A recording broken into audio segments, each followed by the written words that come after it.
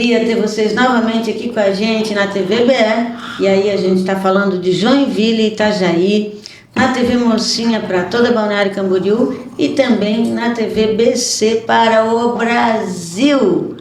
E, claro, nosso YouTube também está lá, fantástico, com as nossas mensagens. Hoje eu estou aqui para falar com vocês no Coragem para Dizer, num tema que realmente ele perpassa a coragem, passa pela paciência, pela resiliência, pela esperança, pela desesperança, com um dos nossos mais celebrados homens, eu digo assim, né, pela sua inteligência, sabedoria, sagacidade, pela participação na edificação de Balneário Camboriú, no início da Balneário, quando ela se edificou, essa que é a nossa joia do estado de Santa Catarina. Também teve passagens na administração pública de Itajaí. Auri Pavone, ele é o nosso colega de mesa para falar sobre um tema que tem nos cansado demasia, que é a BR-101. Nós vamos falar de mobilidade, pessoal. O Auri também é bastante conhecedor do trabalho que está sendo implementado agora para o futuro, que é o Promobis, que tem aí eixos estratégicos de recondução da nossa mobilidade. Mas, antes de tudo, eu quero começar falando de ti, né? Quero voltar lá para o Auri, de 14, 15 anos, quando estava pensando qual faculdade ia fazer na vida. Como é que tu entrou, assim, quando é que tu se descobriu uma figura que ia caminhar por esse lado?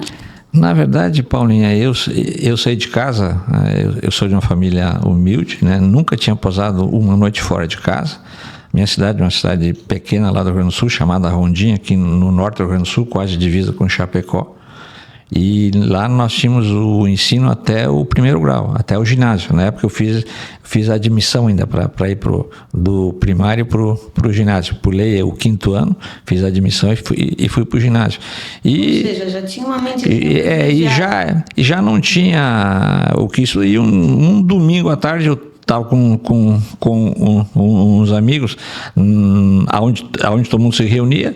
Eles moravam em Carazinho, e eu sempre eu queria estudar, mas sem perspectiva nenhuma. Eles falaram: pô, Aurice, se tu quiser, vai lá no nosso, era Chateau, chamando lá no Rio Grande do Sul, a República, eles chamam de Chateau.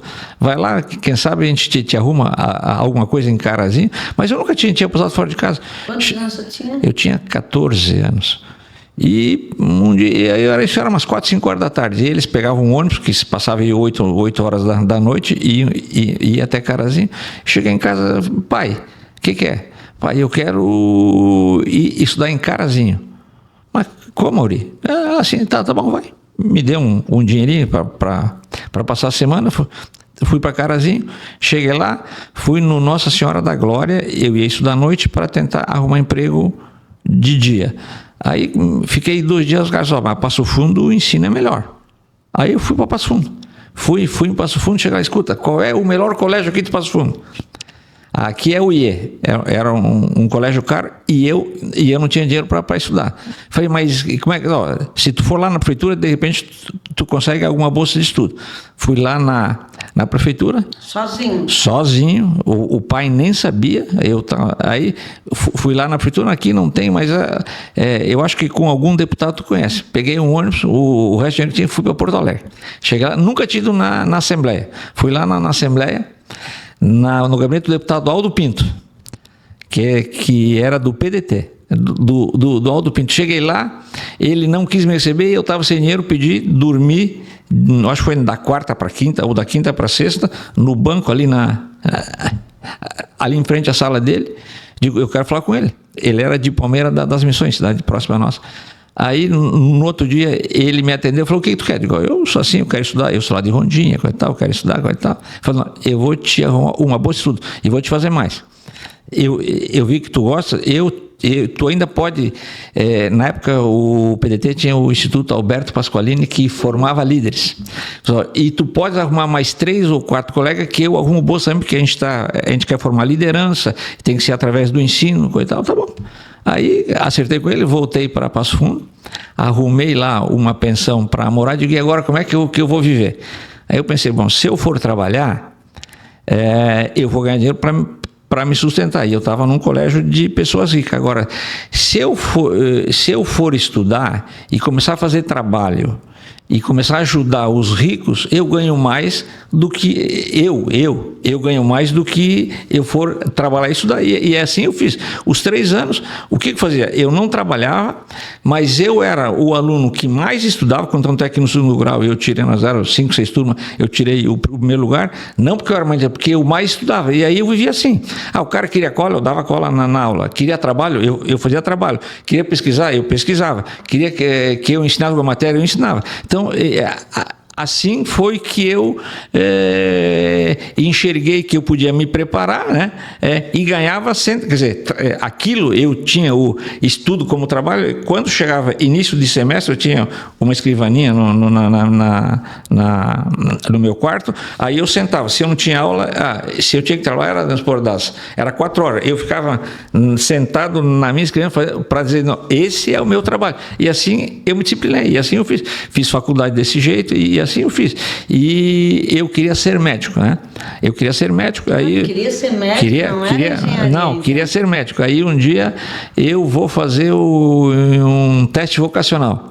Me deu para ciências exatas. Digo, mas ciências exatas? Eu não gostava de matemática, que no meu ginásio, como eu sou gago, eu tinha um professor de matemática, o senhor... Sempre não gosta de uma matéria que é um professor, né? O Orestes Perdonar. E um dia, nesse primeiro dia de aula que eu fui falar, eu gaguejei e ele tirou sarro de mim. E aí todo mundo tirou, e aquilo eu fiquei introspectivo. Então eu odiava matemática. Contanto é que fiz segundo grau de análises clínicas para ir para medicina. E digo, sabe uma coisa? Eu vou fazer para engenharia. Aí fiz escola para engenharia e fui engenheiro. De engenheiro fui calculista. Nos primeiros anos de vida fui calculista, quer dizer, foi na área que escolhi e aí estou até hoje. Muitos prédios aí tem cálculo do livro. Olha, eu devo ter participado entre casas e prédios em torno de 400 a 500 prédios. E na época se fazia ainda à mão, né? Eu fiz cálculo estrutural de 86 até 96, durante 10, 12 anos, mas aí eu senti, esse é o meu cavalo encilhado. Eu vi que estava vindo a tecnologia, achei que a profissão ia perder um pouco no longo do tempo, e acho que ela durou mais do que eu previ. O engenheiro calculista ele vai ser descartável e o computador é que vai fazer. Então, eu não investi na minha profissão de calculista, esse é meu cavalo encilhado, vou trabalhar bastante para fazer um pouco de capital e tocar a minha vida. Eu vim para Balneário Camboriú, eu queria ir para Rondônia. Eu de família pobre, eu vou para uma região que está crescendo. Aí eu tinha terminado todas as matérias e eu fui fazer estágio em Colorado Oeste, em Rondônia. Me lembro que fosse os 2 dias do ano, cheguei lá, na entrada de Rondônia, você dá uns 80 quilômetros de estrada de chão, terra vermelha, cheguei lá no final de tarde, no dia que eu cheguei lá tinham caçado o prefeito. Aí me apresentei na prefeitura, fui no hotel, eu ia trabalhar na prefeitura e dar aula à noite. Aí o prefeito caçava, mas voltou, caçou, estava 3 dias, ficou naquela e o meu dinheiro estava acabando. Eu estava casado, sem dinheiro, sem nada de cada coisa. Eu vou voltar para Santa Catarina, eu vou ficar aqui, daqui a pouco eu não vou saber o que eu vou fazer aqui. Aí voltei e vim fazer estágio aqui em Balneário Camboriú. Aí me arrumaram uma vaga, na época, na PECOM, fiz estágio e aí comecei a trabalhar, fiz minha vida aqui e estou aqui até hoje. Uma história, né? Mas tu sempre fosse corajoso, né, Ori? Porque um garoto sair de 14 anos escondido do pai para bater na porta de um estranho e dizer, olha, eu estou precisando de uma bolsa porque eu quero estudar. E um cara que eu devo muito é o deputado Aldo Pinto. Depois ele foi candidato ao governo do estado do Rio Grande do Sul, mas ele me ensinou bastante. Aí fiz curso no Instituto Alberto Pasqualini também, fui ativo na época de estudante. Fui ativo, fiz greve, já fui grevista, já foi tudo.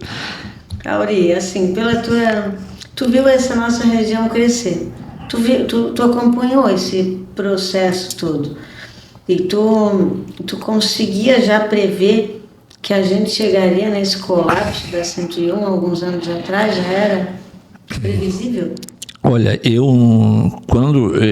nunca tinha pensado depois de entrar na vida pública, até por minha timidez de ser gago e tal, dificuldade de falar em público, então aquele trauma, né? Mas em 2018, quando 2016, 2018, o Volney, o primeiro mandato foi 2016 ou 2018? O Volney foi 2016. Né? 2016. 2016. Aí, quando ele me convidou, Zaurino, nós temos um problema na BR-101, tu consegue? Aí, na época, eu fiz um estudo, já fui para Brasília com ele, tivemos junto com o presidente do Tribunal de Contas também, e na época eu fiz um estudo e mostrava isso. Mostrava que nessa época nós teríamos aí, a BR-101 estaria toda colapsada, né? Até pelo volume de veículos que estava entrando, e todas as obras que eram para ser feitas já tinham sido feitas pela autopista litoral. E como deu aquele do mensalão e tal, o governo federal não aditava mais contratos de obras concessionadas. Eles achavam que os contratos eram só para ter arranjo. E aí eu fiz um estudo, me lembro, fomos eu, o Volney e o Mafra, que era deputado que ele tinha assumido, nos arrumou, através do Sarney, nos arrumou uma agenda com o presidente do Tribunal de Contas. Nós sentamos na frente do Tribunal de Contas, eu levei um estudo e provando que se fizesse as obras, todo mundo ganhava. E se não fizesse, todo mundo perdia. Por quê? Eu, durante uma época na minha vida, através dos meus irmãos, nós tínhamos transportadora. Então, o transporte, nós tínhamos caminhões que em determinado trecho faziam uma média de combustível, e em determinado trecho eles faziam uma média maior. E aí eu fiz estudo e cheguei à conclusão que na BR-101, na época, hoje eu não sei, quem pagava pedágio em 2016 era só 22% do que usavam a BR. Ou seja, 78% não pagavam, eles usavam intrapedágio. E só como os pedágios na BR-101 eles estão na média de 75 km um do outro, eu comecei a fazer cálculo quanto é que você gastava mais de combustível. Ou seja, não pagar o pedágio custava mais caro. Exatamente. Não. Se a estrada tivesse liberada, se você aumentasse um pouco o pedágio, você diminuiria o custo do quilômetro rodado. Porque quanto é que tu gasta para ir de um trecho a outro? Tu paga o pedágio e mais o que o teu carro gasta de combustível. Esse é o teu custo. Sem contabilizar o tempo perdido. Exatamente. Só o que você economizava de combustível daria para fazer a BR-101. Fora o tempo, fora na época já as empresas aqui na região que trabalham com logística, eles tinham que ter 2 equipamentos, ou seja, aonde você fazia o transporte com equipamento, tu tinha que ter 2. Então, o custo de investimento, enfim, foi provado que se fizesse, todo mundo ganhava, e se não fizesse, todo mundo perdia. Na época, o que o presidente do Tribunal de Contas falou? Nós não costumamos dar para ninguém, mas se vocês vier para lá com uma sinalização que a sociedade quer, a sociedade civil e a classe política quer, nós até podemos rever e a gente libera, enfim. Como eu não tenho expressão política, não consegui sensibilizar ninguém. Na época, a Câmara Federal fez uma audiência da Secretaria de Transporte aqui na Câmara de Itajaí, a gente não sensibilizou ninguém e a BR chegou no jeito que chegou. Lá em 2000, até eu tenho ainda em casa, lá em 2016, pelas minhas previsões, nessa época, durante 10, 12 horas por dia, nós teríamos uma velocidade média de 13 km por hora. E se você fizesse todas as obras de Joinville a Tijucas, nesse trecho, ou seja, tinha que ter mais trevo, mais elevados, todas as marginais, mais túneis, até 2035, que era onde vencia a concessão, eu não sei se agora foi renovado ou não, crescendo a 3,5 ao ano, nós teríamos temos uma velocidade média em horário de pico em torno de 60 km por hora, porque se você faz todas as marginais, esse movimento que hoje ela serve como avenida, ela não serviria, né? Quer dizer, você liberaria para tiro longo. Infelizmente não, mas enfim, assim, a gente só se dá conta quando o problema acontece, né? Mas esse é um problema, um dos problemas, eu acho, que o nosso país enfrenta. A gente precisa chegar no colapso para meter a mão no problema. Atuar como bombeiro, né? Apaga incêndio. A gente é muito bombeiro aqui no Brasil. Exatamente. Mas essa é uma realidade de hoje, esse enfrentamento do fluxo de tráfego aqui na nossa região. De modo muito específico, eu tomo de Biguaçu até Joinville, esse eixo, né, do nosso litoral norte, que de fato os números são assustadores. A gente tem os nossos índices aqui, nesse trecho, a gente tem 3 vezes mais que a média nacional de acidentes, mortes. Os números são escandalosos. Prejuízo econômico também, que nem se fala. É claro, a gente tem um volume muito volumétrico de acidentes aqui, porque o fluxo de carro para esse intenso. É grande.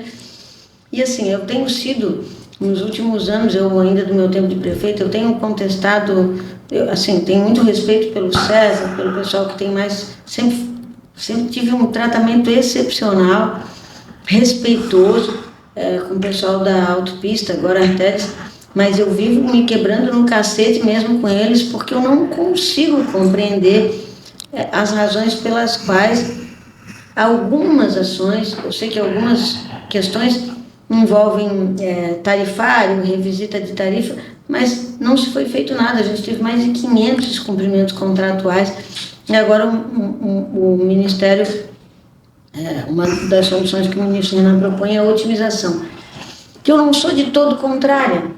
O que é otimização, pessoal? Otimização contratual é o quê? Pegar um contrato que está vencendo daqui 7 anos, dar mais 25 anos para o camarada e ele faz as obras. E ele vai fazer as obras. O que eu sou contra, no meu ponto de vista?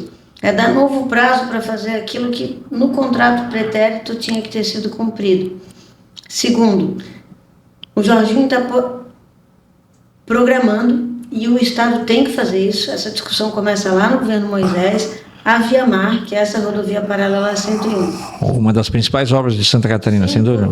Sem dúvida. E ele deve lançar agora em março, porque os projetos executivos ficaram prontos, ele deve ordenar algumas ordens de serviço para início da obra. Uma rodovia prevista entre 7 e 8 bi, um investimento que o Estado é capaz de fazer, ok. Mas, veja, o que eu quero dizer para ti é o seguinte, tem razão, igual ela vai demorar anos para ficar pronta.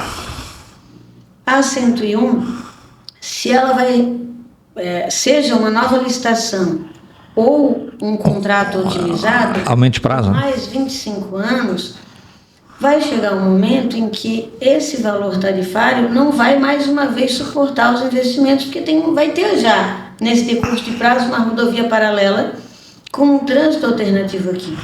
No meu ver, tem que haver diálogo entre Estado e União para a convergência desse plano futuro, entende? Porque senão a utilização não vai dar certo de novo. Ou tu acha que as duas estratégias podem convergir independente do diálogo? Eu acho até que deviam convergir, mas com diálogo seria melhor.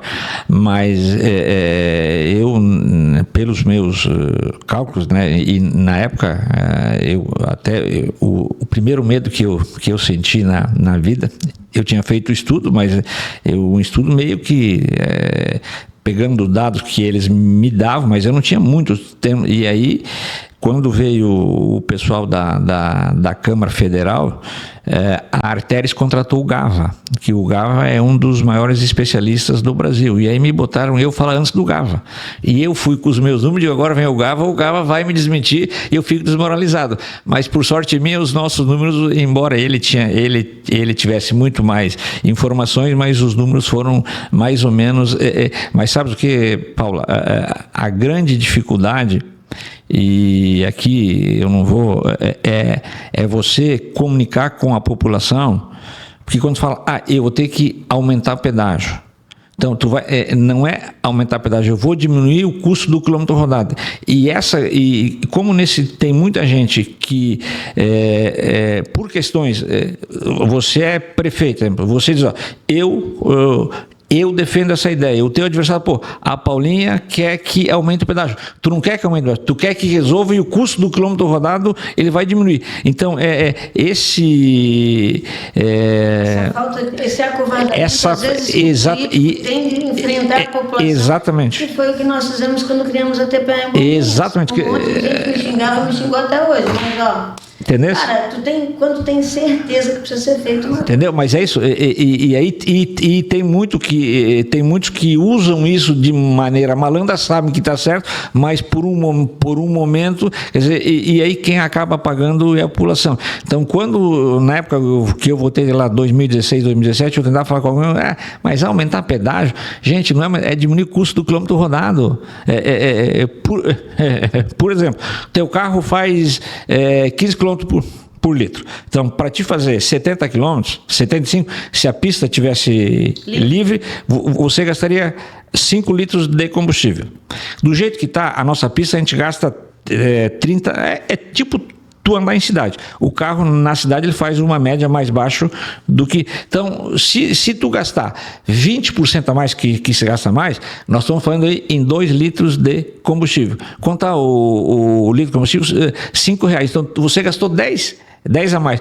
Ao passo que se tu aumentasse o pedágio 1,50, na época era 1,20, 1,90, quer dizer, e só ia pagar 22%, porque 78% que é das cidades não pagava. Então, mas era uma, para mim, que eu sou engenheiro, eu digo, mas como que não entendem essa lógica? Mas hoje eu entendo. Eu tenho dificuldade, às vezes, de explicar aquilo que para mim é óbvio, né? Porque, mas isso é falta de comunicação. Então, e hoje a regra no mundo é que cada real ou cada dólar investido em infraestrutura, ele retorna para a economia em torno de 1,40, ou seja, aonde você investe, as cidades crescem e ganham. Aqui na nossa região, pelos meus cálculos, o retorno é de 2,50 a 2,80. Nós hoje estamos inseridos na região que mais cresce no Brasil. Nós crescemos como a China na região aqui do litoral norte, é isso? Exatamente. Qual é a média nacional hoje? A média nacional está 0,6, 0,5, 0,6. Nós estamos crescendo 3,5, 3,8. Ou seja, Paulinha, tu fosse um ano de prefeita em Bombinhas equivale a 4 anos na grande maioria das cidades brasileiras. Aqui o tempo urge, né? Então, mas as cobranças também são maiores, né? E a ONU, em 2013, fez um estudo sobre o futuro do planeta. E lá ela é bem clara, quer dizer, que não é que seja uma verdade absoluta, né? Que o crescimento mundial ele se daria não por países, mas por regiões. E que a infraestrutura seria mais importante do que foi a matéria-prima para a indústria no século passado. E hoje a gente vê mais ou menos que cidades ou regiões que não tem uma infraestrutura logística, como o mundo hoje ele está conectado, não tem mais fronteiras, e realmente elas acabam não se desenvolvendo. Acho que todos nós conhecemos belas regiões que têm infraestrutura e não conseguiram se desenvolver, mas nenhuma que tenha um desenvolvimento que não venha acompanhado de infraestrutura. Ou seja, o nosso grande gargalo aqui na nossa região chama-se infraestrutura. E aí a gente poderia avançar para questões mais emergentes como saneamento básico, né? O esgoto, o abastecimento de água segura e confortável, energia, e claro, a mobilidade que contempla, que fecha esse ciclo. Começa tudo aí, né? Se você não tem esses elementos, você não tem desenvolvimento econômico e, de modo muito especial, numa área de natureza tão sensível, né?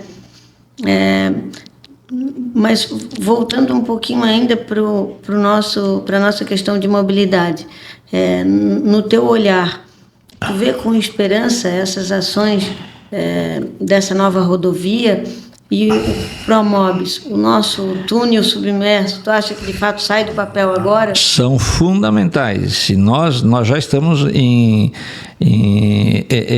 se nós analisarmos, Paulinha, como te chama de Paulinha, deputada? Paula, meus amigos é Paula. Tá bom. Várias regiões brasileiras experimentaram o nosso crescimento. Eu sempre digo só, não tomaram as vacinas que teriam que tomar e hoje elas degringolaram. Nós hoje estamos inseridos a única região do Brasil que tem uma qualidade de vida equiparada às melhores do mundo. Somos a única. Tu pode encontrar alguma bolha aqui, alguma bolha ali, mas uma região que nem a Anfre no Brasil hoje não tem. Então, se nós não cuidarmos, nós que estamos aí, você com muito mais responsabilidade que eu, porque já foi prefeita, é deputado, tem muito mais representatividade. Mas se nós não cuidarmos disso, na hora que você começar a perder pontos, é difícil de reverter. E a infraestrutura, principalmente a mobilidade, é fundamental para que a gente mantenha essa qualidade de vida que nós temos hoje. Quer dizer, nós temos uma qualidade de vida invejável, né? E eu sempre falo aonde eu posso, nas minhas rodas de conversa, aí as pessoas, porque eu fiz isso, fiz aquilo. O que valoriza o nosso patrimônio, a nossa vida, vale pela qualidade da nossa região. Se nós perdermos qualidade, tudo, o nosso capital vai perder, enfim, os nossos valores monetários, de convivência, eles vão decair muito. Porque as pessoas, elas escolhem vir para cá, e o nosso problema é o fator migratório. Elas escolhem vir para cá, é uma escolha. Elas podiam ir para qualquer lugar no mundo, né? Mas quando elas fazem a escolha de vir, eu vou morar em Bombinhas. Primeiro ela vai por quê? Porque ela gostou da qualidade de vida de Bombinhas, ela gostou disso. Depois ela vai procurar o imóvel. Então o imóvel em Bombinhas vale quanto vale a qualidade que Bombinhas tem. E não é diferente. Ou seja, se Bombinhas não tivesse qualidade, o imóvel que ela vem, a qualidade de vida dela, valeria muito menos. Por isso que hoje a gente vê, e vê até com orgulho, as pessoas que têm fortunas e o sonho é vir para cá. Então, nós que moramos aqui, imagina a gente poder conviver nisso, onde as maiores fortunas do Brasil gostam de vir passar as férias e sonham, quando se aposentar, aqui ficar. Então, eu acho que o grande desafio que nós temos enquanto agentes públicos, cada uns com mais responsabilidade, o outro com menos, mas se nós tivermos essa consciência de preservarmos essa qualidade que temos hoje, nós estaremos entregando para as futuras gerações algo que nós ganhamos de presente das outras, senão nós seremos uma geração fracassada. E você pode, eu já estudei o caso de Guarujá, Baixada Santista, Baixada Fluminense, enfim, todas essas regiões, elas experimentaram um grande crescimento, uma grande opulência, não tomaram as vacinas e hoje os imóveis caíram de preço, a qualidade de vida caiu de preço, eles não são mais os mais que, quer dizer, então esse hoje que eu vejo como o grande desafio para todos nós que moramos aqui é cuidar desse paraíso que a gente mora, né? Afinal, morar numa das melhores regiões do mundo, com certeza a melhor do Brasil, sem dúvida nenhuma, é um desafio, mas é uma responsabilidade, né? Não há dúvida. Dentro da tua perspectiva, né, pelo teu olhar, quais são... Claro, a mobilidade eu tomo como desafio número 1, né? Eu não digo que a energia é um segundo desafio posto, porque nós temos medidas e condições, seja com a Celesc pública, que é o que eu ainda defendo, seja com o novo marco regulatório da energia, que vai abrir também portas para que o consumidor possa adquirir a sua energia de outro modo. Enfim, independente do modelo energético, eu acho que nós temos capacidade de produção energética. A água, nós temos problemas de abastecimento pontuais, mas nós temos capacidade de produção de água. Sem nós dúvida. Temos recursos hídricos e naturais que permitam que a gente resolva problemas de água e energia. Aí eu vou para o ponto.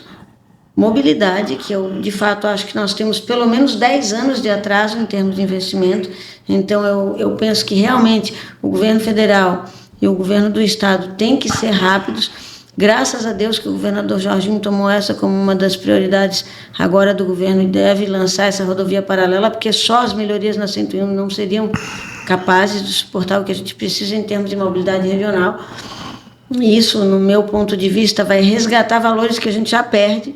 Nós já temos perdido público, tu sabes, por conta disso. E aí, tem pequenas obras paralelas, né? A pavimentação do Morro do Encano, que é estratégico, vai ser bom. O acesso a Bombinhas, que precisa ser feito, mais dia, menos dia.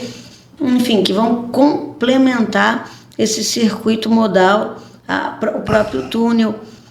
E entrando num outro tema que também está muito dentro da tua vida hoje, que é a questão, eu não vou falar saneamento, porque saneamento envolve água também, esgotamento sanitário. Nós temos um desempenho muito caquético ainda, enquanto Estado, enquanto país, mas nós estamos muito atrás de outras regiões que não têm a qualidade de vida que nós ofertamos. Temos um plano? Paula, era um ramo que eu não conhecia, eu estou nesse ramo hoje, eu sou presidente da EMASA há um ano, né? Eu vejo isso assim, dos problemas é o menor que nós temos. É só questão de investimento. Hoje tem tecnologia disponível em todos os lugares, é só escolher a tecnologia e vontade política e recursos para fazer. Na nossa região, eu vejo que isso dá para ser feito com tranquilidade. Aí você vai conseguir entregar saneamento em Balneário Camboriú ao longo dos anos para toda a cidade? Sem sombra de dúvida. Nós pegamos a EMASA, ela estava na UTI. Nós estávamos com problema de captação de água, distribuição de água, nossa estação de tratamento de esgoto não funcionava, ou seja, com desempenho hoje, em um ano já, esse ano, depois de muitos anos, nós não tivemos problemas hídricos, ou seja, nós conseguimos produzir água para abastecer Balneário Camboriú, para abastecer Camboriú, que nós que produzimos água, nós captamos em Camboriú, ou seja, nós conseguimos em um ano aumentar a captação e a produção de água em 20%. A nossa estação de tratamento de esgoto hoje ela é insuficiente para o volume de esgoto que capta a cidade, mas a gente conseguiu fazer algumas adaptações e alguns investimentos que provisoriamente aumenta a capacidade em 30%, mas já estamos com nova estação de tratamento de esgoto, já conseguimos verba no governo federal, então nós devemos ter um novo tratamento de esgoto, já pensando daqui a um tempo que o Rio Camboriú, daqui a uns anos, que nós não vai produzir água suficiente no dia a dia para abastecer as duas cidades para reuso de água, então nós já estamos fazendo a nossa estação de tratamento de esgoto que possa, quando precisar, possa ser usada para reuso de água. Nós simplesmente poderíamos colocar um emissário submarino, pegar o esgoto, jogar em alto mar, que hoje é permitido, e aí você soluciona o problema. A maioria das cidades grandes fazem isso, ou seja, no mundo afora pegam uns emissários, jogam em alto mar e resolveu o problema. Mas nós estamos fazendo uma nova estação de tratamento de esgoto com ultrafiltração, porque daqui a pouco, daqui 10, 12 anos, a nossa bacia hidrográfica Camboriú e Balneário Camboriú é só do Rio Camboriú, e daqui a uns 10, 12 anos nós vamos precisar de rios. Então nós já estamos pensando nessa questão dos rios. A EMASA, dentro aí de 4, 5 anos, vamos resolver todos os gargalos, e na questão de saneamento básico, Balneário Camboriú deverá ser um exemplo positivo pro Brasil. Nós temos hoje 98% de esgoto coletado, né? Nós temos alguns gargalos de insuficiência na tubulação, ou seja, se construiu mais do que a tubulação aguenta, então nós vamos ter que fazer alguns investimentos. Hoje, o maior problema de Balneário Camboriú no saneamento básico é a ligação do pluvial no cloacal. O que acontece? Principalmente na área central da cidade, o esgoto começou em 83 aqui em Balneário Camboriú. como não tinha rede de drenagem pluvial, a prefeitura, por ignorância técnica e não por outra, o que eles faziam? Isso lá em 83. O que eles faziam? E vinha até 2, 3 anos atrás. E quando tinha algum problema de drenagens, iam lá fazer uma boca de lobo, aqui não tem tubulação. Ligavam, porque o esgoto ele é produzido numa economia, num prédio, ele vem até a calçada, a gente chama de CI, que a gente faz a experiência, e daí da calçada ele vai, quando tem esgoto, ele vai lá pro emissário lá embaixo. O nosso, ele é por gravidade, ele não é pressurizado, então ele está em média nas ruas de 3 a 4 metros de profundidade. Então você pega da calçada, as ruas têm mais ou menos 8 metros aqui, então tu tem 4 metros para ele chegar lá em 4 metros, é quase que em 45 graus. O que fazia a prefeitura? Pegava uma boca de lobo aqui, pegava nesse ramal aqui e engatava aí o que acontece? Quando chove, a água entra aqui, como a tubulação de esgoto ela é menor do que uma drenagem, ela entra aqui, a gente tem esses postos de visita, aquelas tampas de ferro, na média a cada 75 metros, ela entra aqui na primeira tampa de ferro, ela não consegue ir para frente, o que ela faz? Transborda. Ela transborda, e aí vem o esgoto junto. Então, o maior problema hoje de Balneário Camboriú é combater essa questão. Então, nós já começamos um processo de investigação, já iniciamos as obras e agora eu calculo que nos próximos 2 anos dá para a gente resolver, embora a nossa balneabilidade já melhorou bastante. Nos últimos dias a gente tem tido um ponto só impróprio para banho. Nós tivemos temporada... Que eu acho que nunca aconteceu. Que nós tivemos temporada que é quase com a praia toda imprópria para banho, mas eu sempre fico inseguro porque quando chove eu sei do problema que tem, né?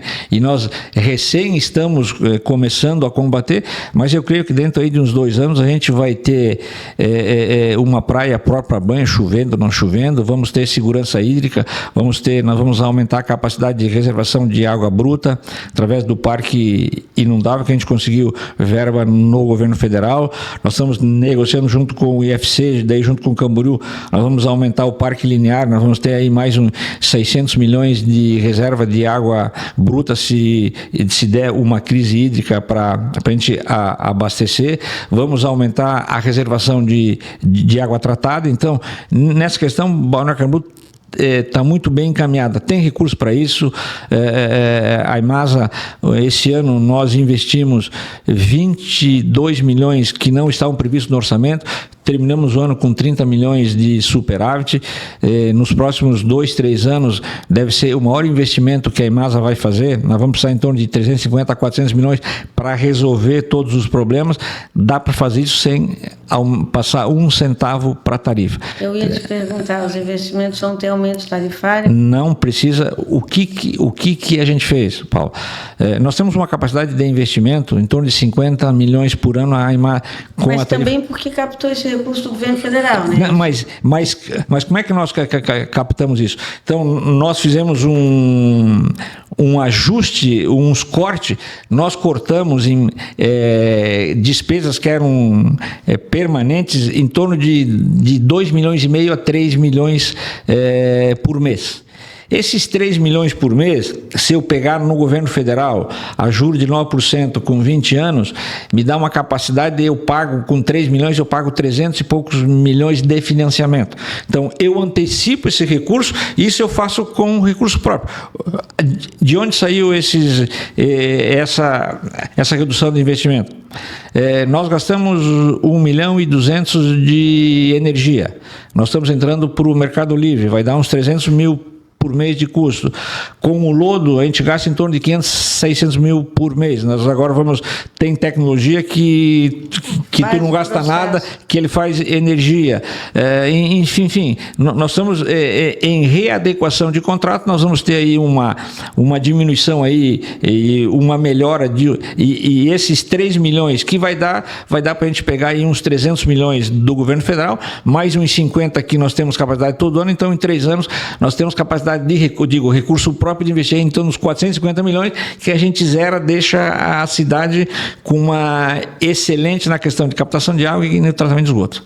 E te falar, né, a gente conversando agora sobre esse extrato que tu nos apresenta da Imasa, é preciso ter coragem para tomar decisões de ruptura, porque o ser humano, no geral, ele é ruim quando ele se põe a uma questão de mudança, né? Mudar é ruim, o desconforto. Me parece que o desconforto nunca foi um problema para ti. Na verdade, como eu não faço nada para mim, pessoa,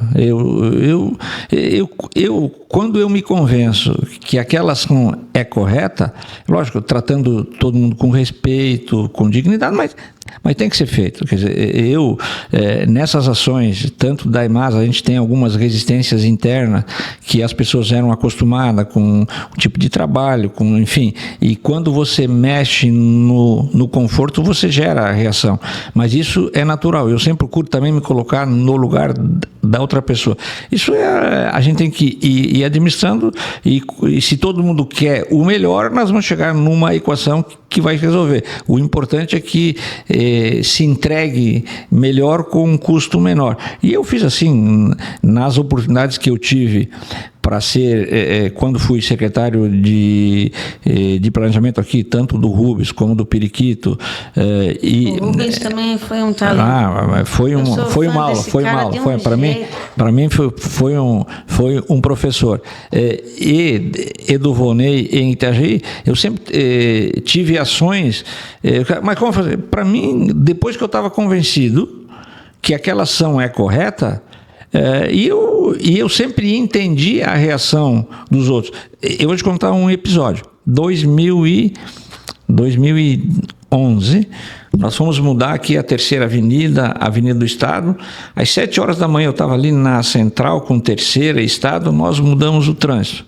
Eu tive que ir embora porque o que me xingaram, está acabando com a cidade.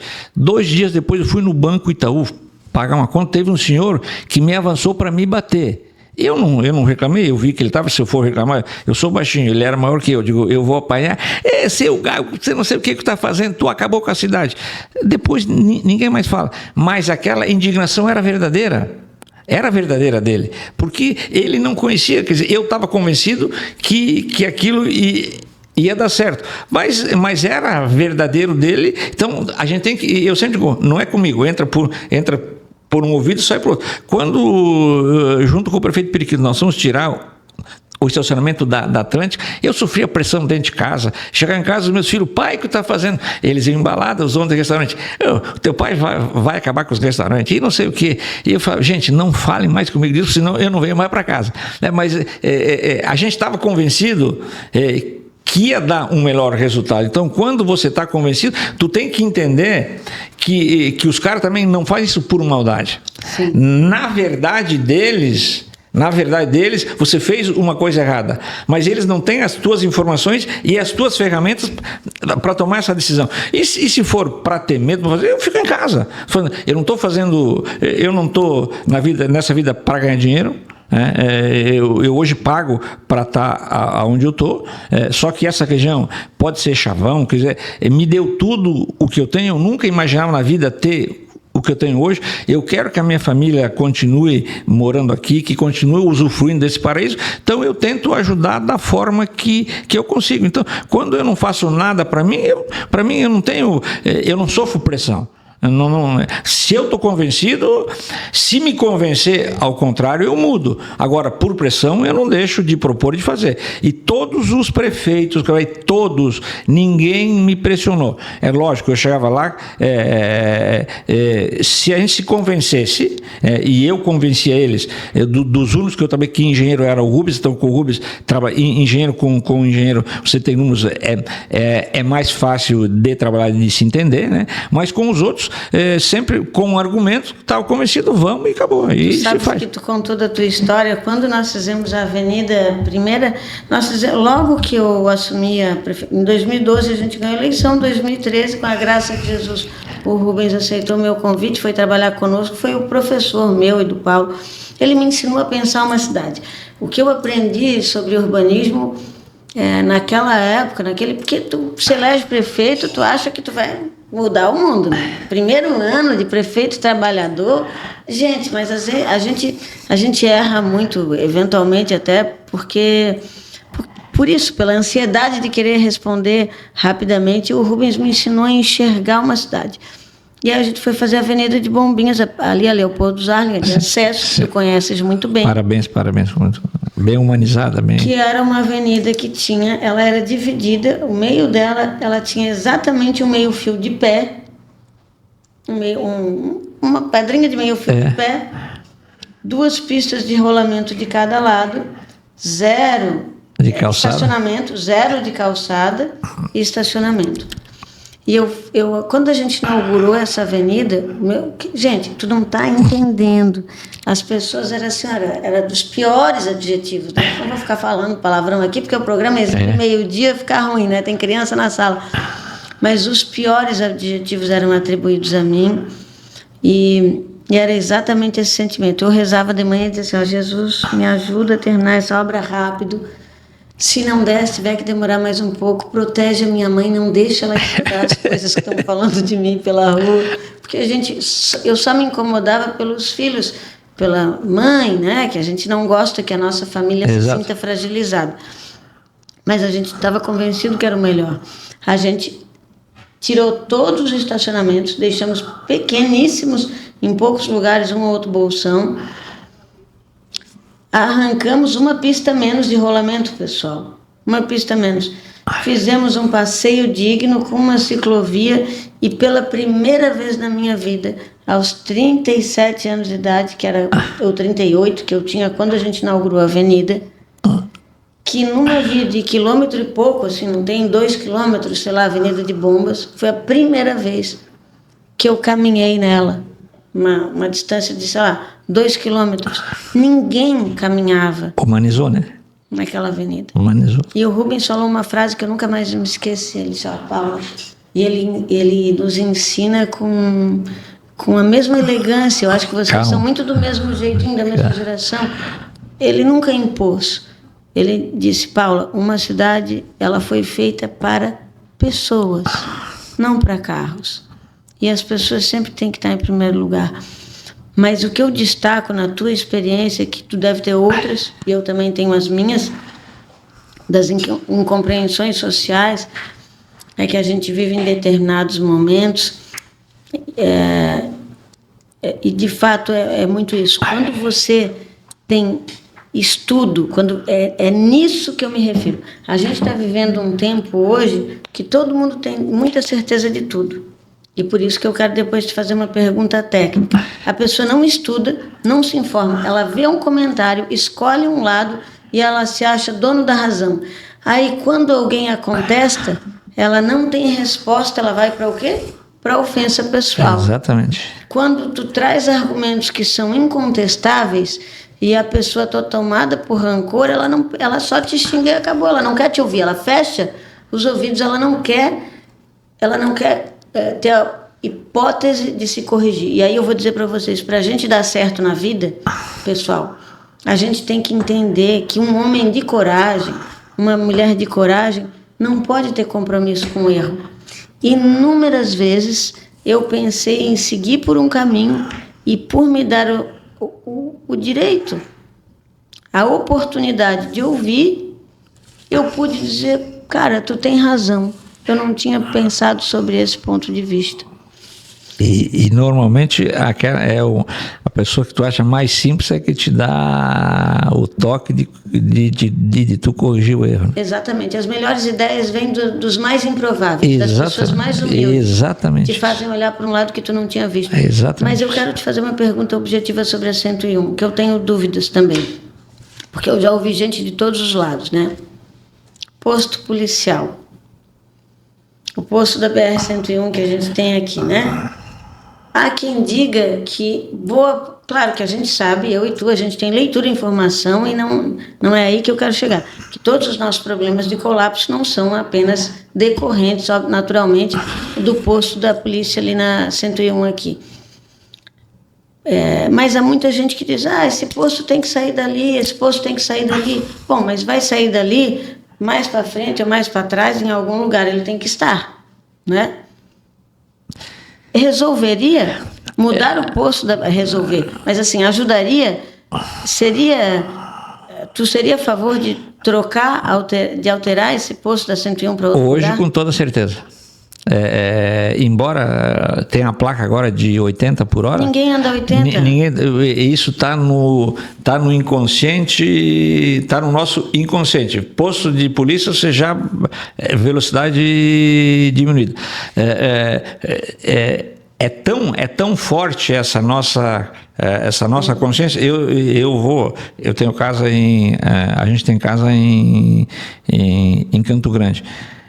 É natural. Quando você vê, pode não ter ninguém. Você tira o pé do acelerador. Não tem fila nenhuma. Você tira o pé do acelerador. Uma fila na frente daquele posto. Isso está no nosso inconsciente.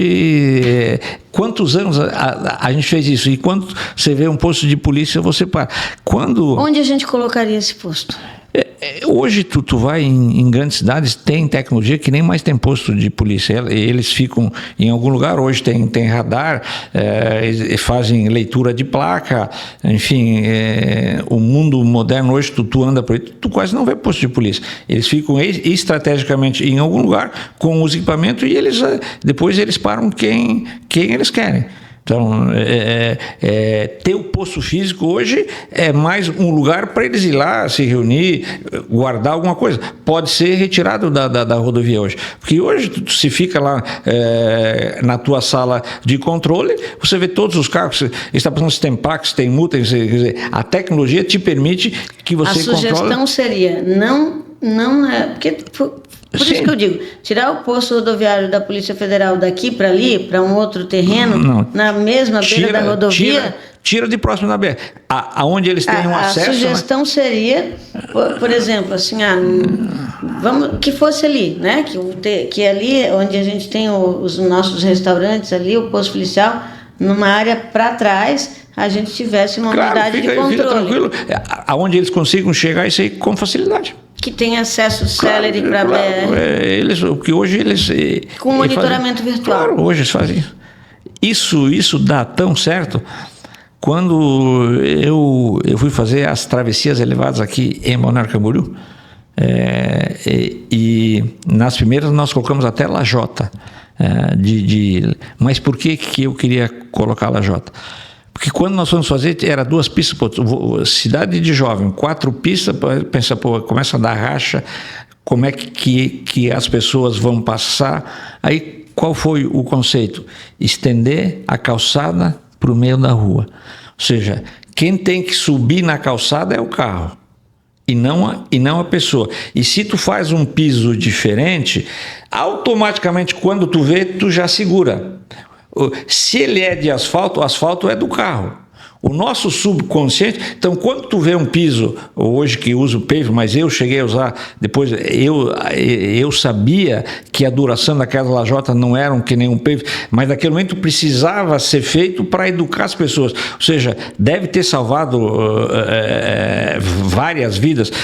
Na época... Porque a depressão veicular, quando você passa por um piso que é mais acidentado, ela naturalmente provoca uma... E a hora que visualmente tu vê que é uma lajota, tu já automaticamente você diminui. Eu hoje não tenho mais os números, mas quando a gente mudou que a Avenida do Estado era fluxo e contrafluxo, com um canteiro no meio, com 4 pistas, os acidentes diminuíram assim em torno de 80% a 90%, simplesmente com uma medida educativa. Quer dizer, não precisou ter algo, diminuímos, no início a gente fez umas lombadas um pouquinho, com uma inclinação um pouco maior, para educar. Hoje elas já estão sendo feitas, mas hoje todo mundo com bota-pé, a região todo mundo respeita. E na época também eu fui criticado porque ela não estava normatizada. Mas tu está fazendo uma coisa fora de normas. Tanto é que depois o Conatran, através das nossas aqui, veio aqui e hoje eles normatizaram. E hoje eu fico até contente. Isso eu fiz uma cópia de Dubai. Um dia que em 2008 eu fui para Dubai. Então quando a gente viaja, eu sempre tenho aquela o que é bom, o que eu posso aproveitar, o que funciona, o que é diferente. Na época eu fui para Dubai, copiei, trouxe para cá e hoje a gente vê Brasil afora, quase todo mundo usa e é algo simples, né? E salvou várias vidas aí, Brasil afora. Mas na época eu fui questionado porque também não estava regulamentado. Eu falei, mas se eu estou fazendo algo para salvar a vida, por que eu vou ser penalizado? Eu não estou vendo ao contrário, eu estou vendo algo que eu vou a favor da vida. E, enfim, 5, 6 meses depois foi regulamentado, a gente nem precisou arrancar elas das avenidas. Eu não sabia que tinha sido tu que tinha inventado isso aí, amigo. Mas para tu copiei. Que seja. Né? Adaptei. Deixa eu te falar uma questão que eu acho que vale a pena a gente também abordar. A gente está vivendo um tempo em que as pessoas também perderam um pouco da esperança, né? Tu vai fazer uma reunião sobre a BR-101. A gente já fez tantas audiências públicas. Eu vou falar, não vou longe, porque antes de ser prefeita, eu já tinha sido vereadora também, mandato. Vai lá, vamos dizer nos últimos 15 anos. Nos últimos 15 anos da tua vida e da minha, a gente já deve ter audiência pública, reunião técnica, reunião na NTT, reunião no Ministério dos Transportes, reunião para cá, mas, sei lá, eu não gosto de inventar número aleatório. Eu não vou te dizer que foram menos do que 30 ou 40 eventos. Alguns desses com chamada pública, né, com reuniões aqui e tudo mais. Ninguém mais vai. Ninguém participa. As pessoas perderam a esperança. O que a gente deveria fazer, tu acha, para retomar essa confiança das pessoas e nos ajudarem, e elas nos ajudarem também a fazer uma pressão? Porque eu continuo achando que nesse país, que só trabalha mediante colapso, né, os grandes problemas são resolvidos quando a gente colapsa. Não nas cidades. Porque as cidades tiveram, algumas delas, o privilégio de ter gerações de bons prefeitos que resolveram grandes problemas. Mas, no geral, é isso. Problemas emergentes que dependem do governo federal, ou, às vezes, obras estatais, aqui do Estado, como elas demoram muito, as pessoas perdem a fé. Eu tenho dito para as pessoas, gente, se nós... E não adianta, no meu ponto de vista, queimar o... Já está acabando, já sei, ele briga comigo, acaba o tempo. Queimar pneu na rua não resolve a vida.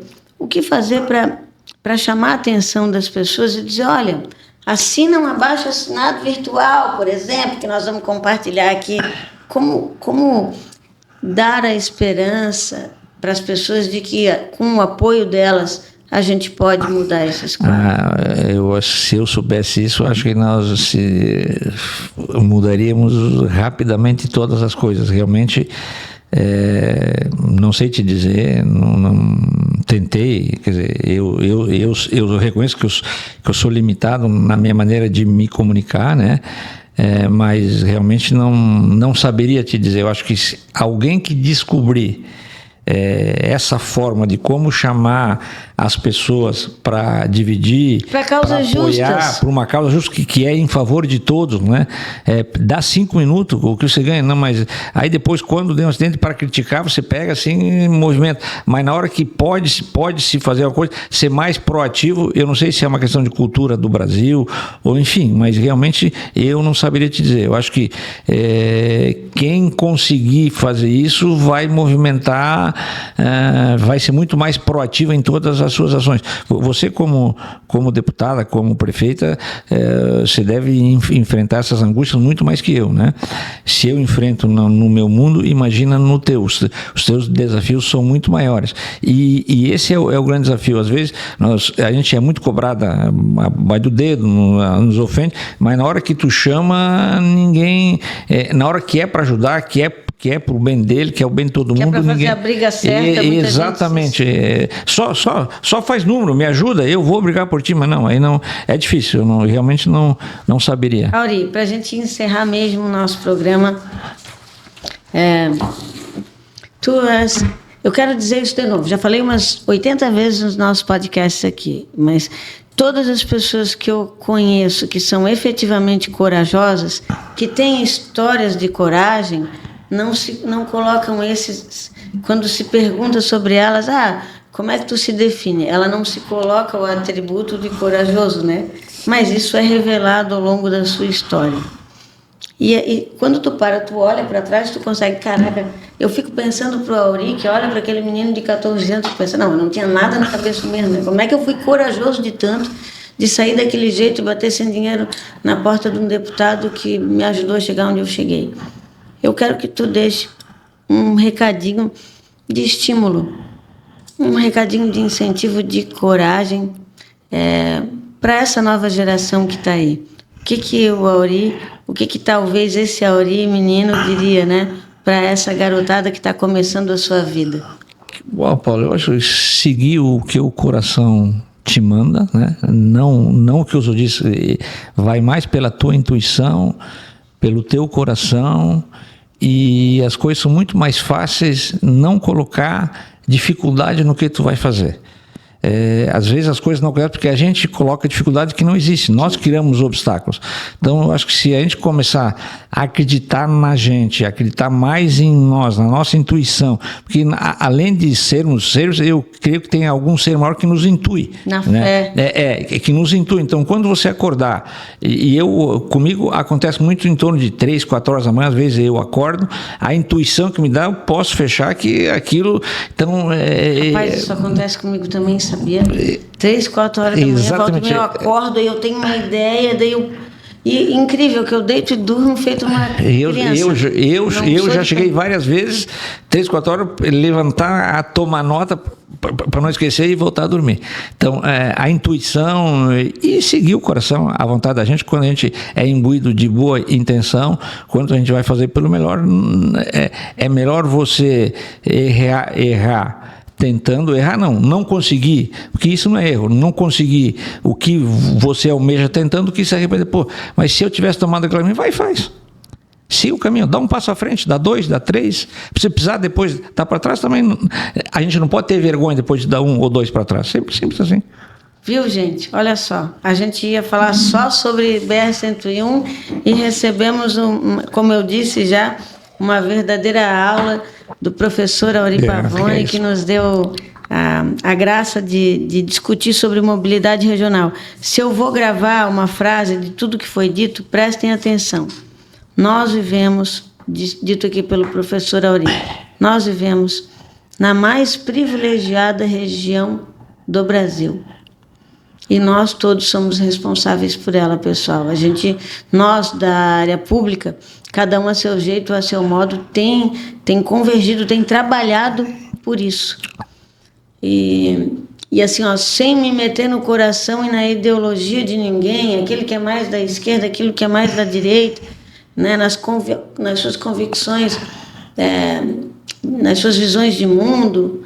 Mas, gente, a despeito disso, existe uma outra coisa aqui, que exige estudo, trabalho, envolvimento efetivo no que importa na vida das pessoas, e um destaque que no nosso podcast, Auri, todas as pessoas que têm assento nessa mesa são pessoas que têm essa empatia extrema, essa tua visão de entender que, olha, eu preciso brigar por isso, eu tenho certeza absoluta disso, mas eu preciso também de preservar a empatia ao próximo que não consegue ainda ter a minha visão. Então, mais uma vez, meus parabéns, e dizer o quanto que te admiro, te quero bem, orgulhosa, mais uma vez, do trabalho fantástico que tu estás fazendo em tão pouco tempo, junto com a Ju também, que é uma menina corajosíssima.